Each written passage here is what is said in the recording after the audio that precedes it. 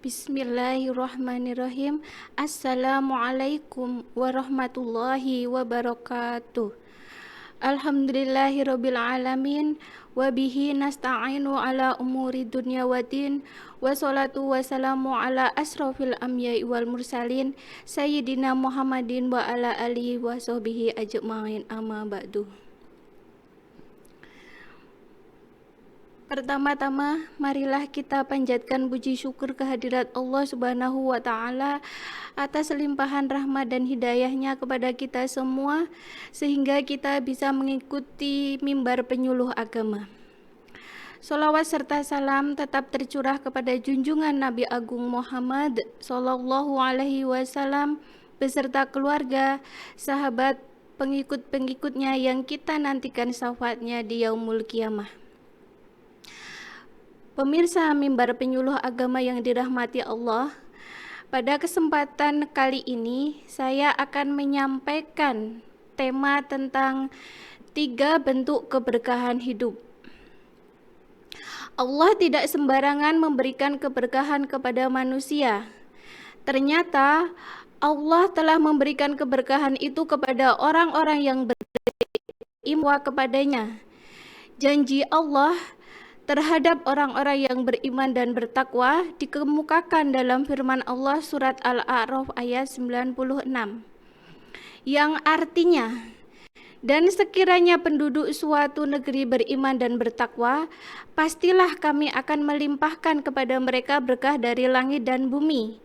Tetapi mereka mendustakan ayat-ayat kami itu, maka kami siksa mereka disebabkan perbuatannya. Apabila manusia, baik secara pribadi maupun kelompok atau masyarakat, memperoleh keberkahan dari Allah, maka kehidupannya akan selalu berjalan dengan baik. Rizki yang diperolehnya cukup, bahkan melimpah. Sedang ilmu dan amalnya selalu memberi manfaat yang besar dalam kehidupannya. Disinilah letak pentingnya bagi kita memahami apa sebenarnya keberkahan itu, agar kita bisa berusaha semaksimal mungkin untuk meraihnya.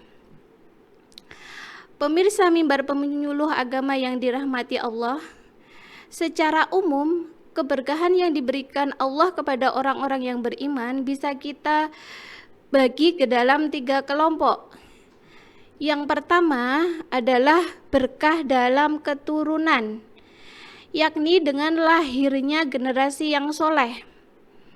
Generasi yang soleh adalah generasi yang kuat imannya, luas ilmunya, dan banyak amal solehnya. Ini merupakan sesuatu yang amat penting, apalagi terwujudnya generasi yang berkualitas. Seperti ini memang dambaan oleh setiap manusia.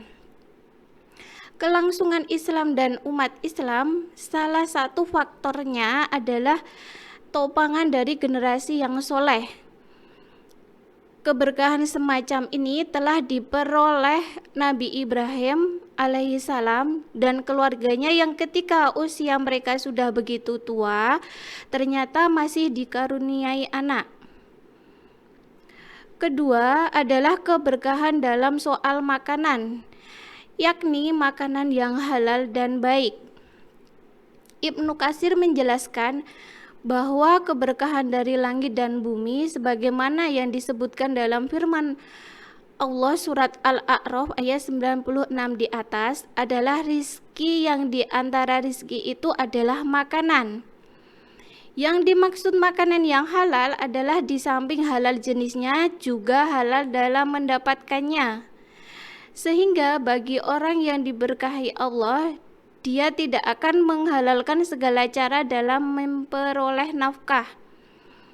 Di samping itu, makanan yang diberkahi juga adalah yang thayyib, yakni yang sehat dan bergizi, sehingga makanan yang halal dan thayyib itu tidak hanya mengenyangkan, tapi juga dapat menghasilkan tenaga yang kuat untuk selanjutnya. Dengan tenaga yang kuat itu digunakan untuk melaksanakan dan menegakkan nilai-nilai kebaikan sebagai bukti dari ketakwaannya kepada Allah.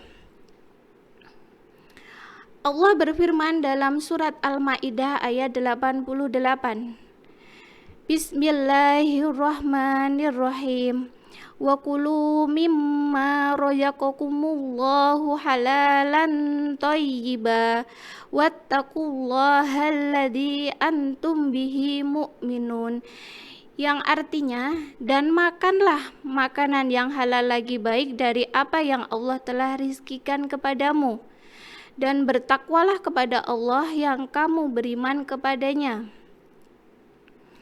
Yang ketiga adalah berkah dalam soal waktu yang cukup tersedia dan dimanfaatkannya untuk kebaikan, baik dalam bentuk mencari harta, memperluas ilmu, maupun memperbanyak amal yang soleh. Karena itu Allah menganugerahi kepada kita waktu, baik siang maupun malam, dalam jumlah yang sama, yakni 24 jam setiap harinya. Tapi bagi orang yang diberkahi Allah, maka dia bisa memanfaatkan waktu yang 20 jam itu semaksimal mungkin, dimanfaatkan secara efisien untuk mencapai sesuatu yang baik. Sudah begitu banyak manusia yang mengalami kerugian dalam hidup ini karena tidak bisa memanfaatkan waktu dengan baik. Sementara salah satu karakteristik waktu adalah tidak akan bisa kembali lagi bila sudah berlalu. Allah berfirman dalam surat Al-Ashr ayat 1-3 yang artinya, demi masa, sesungguhnya manusia itu benar-benar dalam kerugian, kecuali orang-orang yang beriman dan mengerjakan amal soleh, dan nasihat menasihati supaya mentaati kebenaran, dan nasihat menasihati supaya menetapi kesabaran.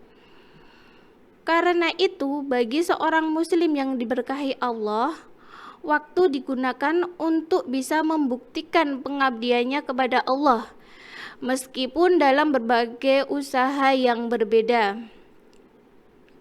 Allah berfirman dalam surat Al-Lail ayat 1-7 yang artinya, demi malam apabila menutupi cahaya siang, dan siang apabila terang benderang, dan penciptaan laki-laki dan perempuan, sesungguhnya usaha kamu memang berbeda-beda.